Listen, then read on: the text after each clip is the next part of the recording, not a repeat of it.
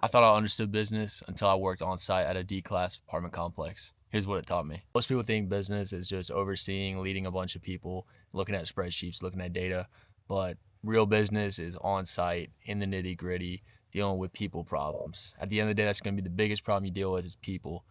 Whether it's your employees, tenants, customers, whatever, it's always going to be people. And so understanding how to be a good people person and really just understand that everybody just wants to feel special. Everybody just has a little sticker on their face that says, please tell me I'm special. Please make me feel special. And so treat every single person you come across like that, and you'll do just fine. But here's some other strategies and other things that I've learned along the way. Number two is that accountability is everything. I noticed that there were so many times where residents would come in and complain about some other person, and a lot of people would kind of push the blame off to somebody else. Be like, oh, that's the vendor. Oh, that's the other leasing agent that said that. That's the property manager that said that. That wasn't me. But really, the resident doesn't care. The customer doesn't care who's accountable. They just want the company or whoever the person is in front of them to take accountability for it. They just want to be heard at the end of the day. They don't really care about whose fault it was. It doesn't matter. That's just your ego talking. You need to take accountability either way. Say, I'm so sorry that happened. What can I do to fix it? That's it. You don't need to blame somebody else or try to throw the blame to somebody else. They don't care. They just care to be heard.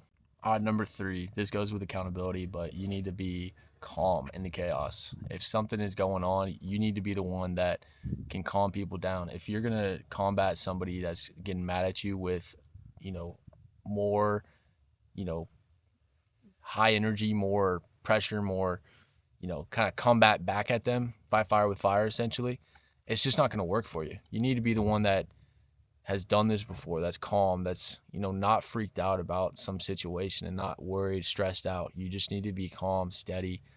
That's what people respond to because they're going to reflect that energy back to you. If you're calm, they're going to be calm. If you're freaked out, they're going to be freaked out. Number four is that systems beat motivation every single time.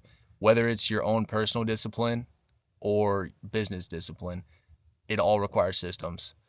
What time you wake up, when you do a certain task, how you do a certain task within the company. Like, hey, we do make readies this way. This is how we document them. This is how we upload them in the system.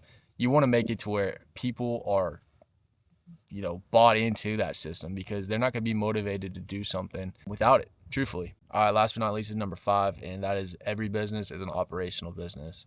That means you need to have systems in place for everything, whether it's vending machines, laundromats, real estate, they all have a way to operate them well. If you can master how to operate businesses, you're going to be set for life, truthfully, because that's when you become a real business owner. It's not when you're the one doing it yourselves. It's when you set up the system, you hire people to put in place to do it.